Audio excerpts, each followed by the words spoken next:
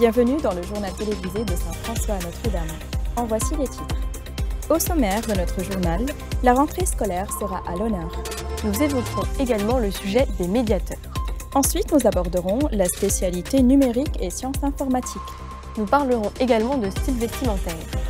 Pour terminer ensuite avec le festival du film court à Brest. En septembre, malgré le contexte sanitaire, les élèves ont retrouvé le chemin de l'école. Et malgré les nouvelles réglementations sanitaires, ils sont tous prêts pour une année scolaire pleine de défis avec des sourires sur leur visage. Reportage réalisé par Gabriel et Hugo. En début d'année, nous avons interrogé de nombreux élèves vis-à-vis de la rentrée. Ils nous ont répondu et ils nous ont partagé leur point de vue sur cette rentrée 2021, qui, pour la plupart d'entre eux, est une rentrée remplie de changements. Oui, la rentrée s'est bien passée. Notre rentrée s'est très bien passée. Ouais, excellente, les profs, franchement, les cours, la classe est excellente.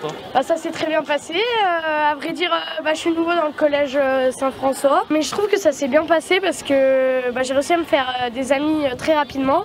Et même au niveau de l'internat, ça s'est très bien passé. Au début, on était un peu stressés, mais quand on est arrivé au collège, on s'est dit que finalement, ça ne devait pas trop nous changer de l'école, à part qu'on aurait des nouveaux profs. Pour une grande partie des élèves, cette rentrée 2021 est une année de changement.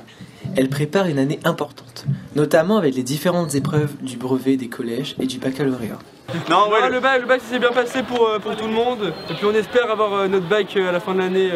Pour l'instant ça va. Je suis pas trop stressée pour le brevet encore, donc tranquille. On a deux grands projets, me concernant, deux grands projets. Travailler avec deux classes de 5e sur tout ce qui est cohésion de groupe, confiance en soi, respect, tout ce qui tourne autour du harcèlement et les réseaux sociaux. Et au niveau 4e, en partenariat avec la communauté de communes, de mettre en place à l'animation une exposition sur les stéréotypes de genre. À la rentrée, tous les élèves ont retrouvé le chemin de l'école avec le sourire, et en espérant qu'ils le garderont tout au long de l'année. Des lycéennes se sont engagées comme médiatrices auprès des collégiens. Un reportage signé Alilia et Anaïs. Les plus jeunes d'entre nous peuvent souvent faire face à des petits conflits qui nous paraîtraient anodins, mais qui pour eux peuvent être difficiles à gérer. Récemment, un projet a été mis en place à l'initiative de Monsieur Olivier et Madame Caroff, afin que les collégiens puissent résoudre et parler de leurs problèmes avec des lycéennes formées à cela. Ce sont en effet 27 filles de première et terminale qui se sont portées volontaires afin de mener à bien ce projet. Lilia, élève de première et bénévole de ce projet, va vous en dire un peu plus. Le projet médiateur, il permet aux élèves de 6e, de 5e et parfois même de 4e de pouvoir venir parler directement et surtout librement de leurs petits conflits et dans l'idéal de pouvoir trouver des solutions à ceux-ci. Donc ce projet, il est né il y a maintenant quelques années avec la volonté de Madame Caroff et Monsieur Olivier de travailler avec les élèves de Saint-François sur la médiation entre pairs. L'objectif de ce projet qui s'est concrétisé cette année est d'améliorer le climat scolaire et ainsi de pouvoir éventuellement éviter et de lutter contre le harcèlement scolaire. Moi j'ai tout de suite accroché avec ce projet et je me suis directement portée volontaire. Je trouve très intéressant l'idée de permettre aux jeunes de pouvoir venir se confier et en plus de leur être utile, on développe des liens avec eux. Régulièrement, les lycéennes se réunissent afin de proposer de nouvelles idées et de partager leurs points de vue. Ces réunions permettent de faire avancer le projet, encore nouveau à Saint-François.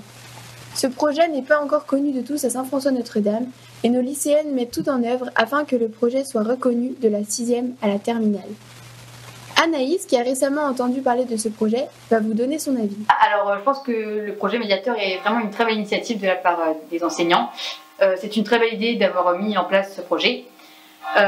J'espère que ce projet sera amené à se développer. Alors, je connais le projet médiateur depuis récemment.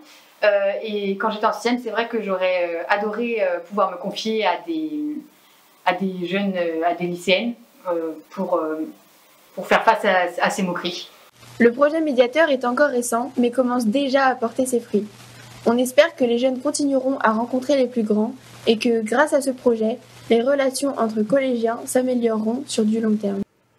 Des élèves de première en spécialité numérique et sciences de l'informatique ont réalisé un projet de grande envergure. Ils ont créé des sites web. Un sujet présenté par Marie et Perrine. Partout en France, les élèves de première doivent choisir 3 spécialités parmi un large panel. L'établissement de Saint-François-Notre-Dame propose plusieurs spécialités innovatrices comme le cinéma audiovisuel, l'art plastique ou encore le numérique sciences de l'informatique. Cette spécialité propose un enseignement du codage et de l'Internet. Monsieur Klosowski nous présente le nouveau projet de ses élèves. Ce projet a été donné à des élèves de première en spécialité NSI. Donc le projet consistait à travailler sur le thème de l'interaction entre l'homme et la machine, et donc les élèves avaient à concevoir un site web sur lequel ils pourraient mettre un peu d'interaction à l'aide de codes donc HTML, CSS et surtout JavaScript. Le thème était libre et donc ils pouvaient choisir exactement tout ce qu'ils voulaient mettre dans cette page. Généralement sur ce genre de projet là j'attends qu'ils me surprennent, puisque comme ils sont libres, ils peuvent faire des recherches, ils peuvent même penser à des choses auxquelles personnellement j'aurais pas pensé au départ. J'ai été plutôt agréablement surpris par la qualité de ce que j'ai pu voir pendant la phase de préparation, puisque forcément c'est un projet qui motive les élèves et généralement quand ils sont à fond, ils se dépassent toujours un petit peu plus. Et j'ai l'impression même que chaque année c'est toujours encore un cran au-dessus de ce que j'ai vu les années précédentes. Monsieur Klosowski a donc été agréablement surpris par les sites web de ses élèves. C'est donc un projet de grande envergure qui a permis de laisser place à l'imagination des élèves.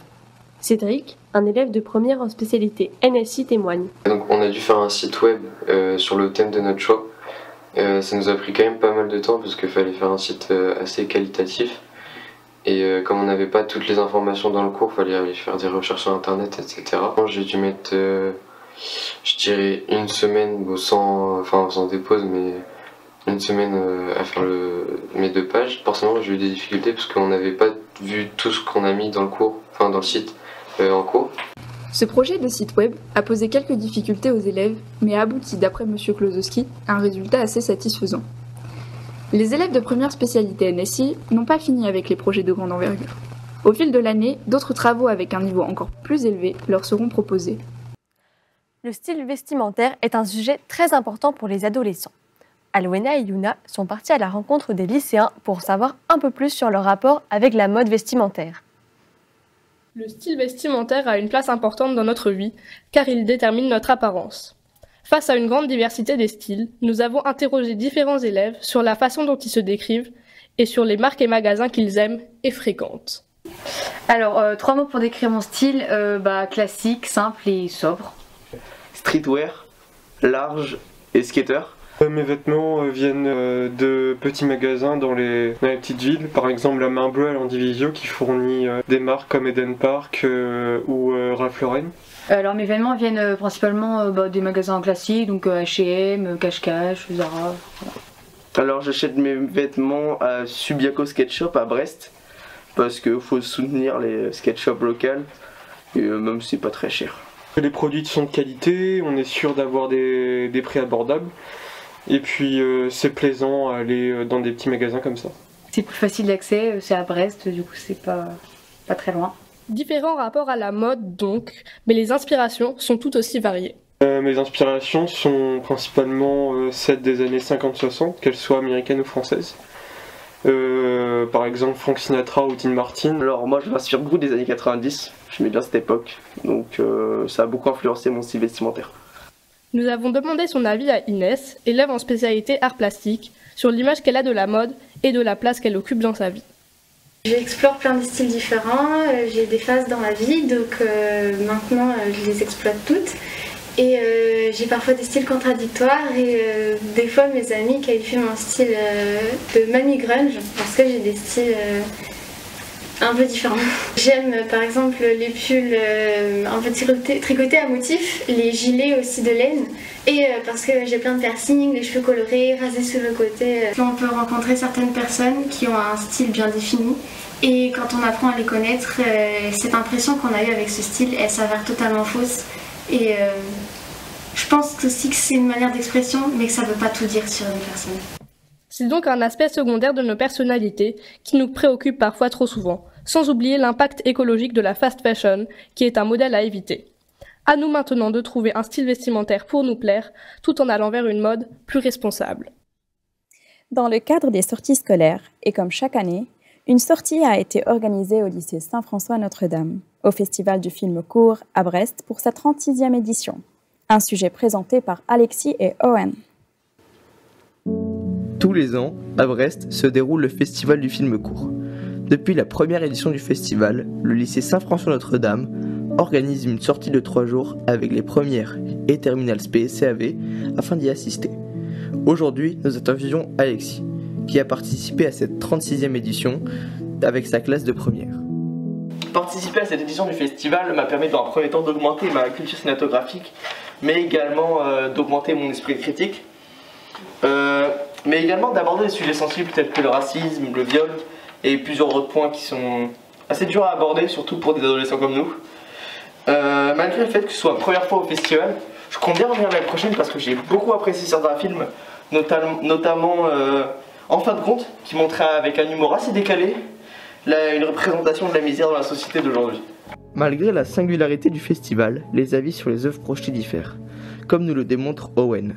J'ai beaucoup aimé les courts-métrages sur questions de jeunesse avec Bachar al-Assad et l'enfant orange. On a pu rencontrer grâce au festival des réalisateurs et des acteurs, c'était très intéressant de parler avec eux. Il y avait plusieurs types de réalisations, plus traditionnelles, des dessins animés et comme des reportages comme Bachar al-Assad. J'ai préféré les compétitions françaises qu'on est plus habitué à notre culture qu'à celle des pays étrangers. Ce festival donne une image traditionnelle, mais également inhabituelle de la France et de l'Europe en général. Nous retrouverons peut-être Alexis et Owen l'année prochaine afin de discuter de la future 37e édition. À l'année prochaine. Et maintenant, place à la météo du groupe scolaire Saint-François-Notre-Dame, présenté par Lohan.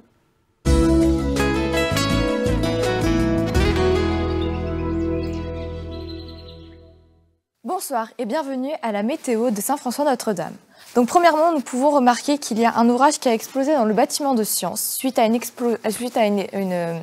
expérience qui a mal tourné. Dans le bâtiment de technologie, nous pouvons retrouver un soleil assez étrange, sûrement dû à un piratage météorologique. Au CDI, nous retrouvons un soleil et quelques rayons de soleil et des nuages, un temps parfait pour pouvoir lire et se détendre. Dans le bâtiment art, nous pouvons retrouver un soleil, comme d'habitude, suite à des artistes qui sont épanouis. Alors qu'au BTS, ils ont perdu un projet, donc les étudiants sont pression et de fortes pluies ainsi qu'un orage peut être aperçu. Au SELF, aussi, de fortes perturbations peuvent être remarquées et ne feront que s'amplifier en fin de matinée. Au bâtiment musique également, quelques perturbations suite à des élèves qui ne chantent pas forcément très bien. Dans le bâtiment de sport aussi, quelques rayons de soleil et des températures qui vont faire que s'amplifier durant la journée suite à des élèves plutôt sportifs. Merci d'avoir suivi cette 3e édition du journal télévisé de Saint-François-Notre-Dame. Rendez-vous sur la chaîne YouTube de l'établissement pour les autres éditions. Merci et au revoir.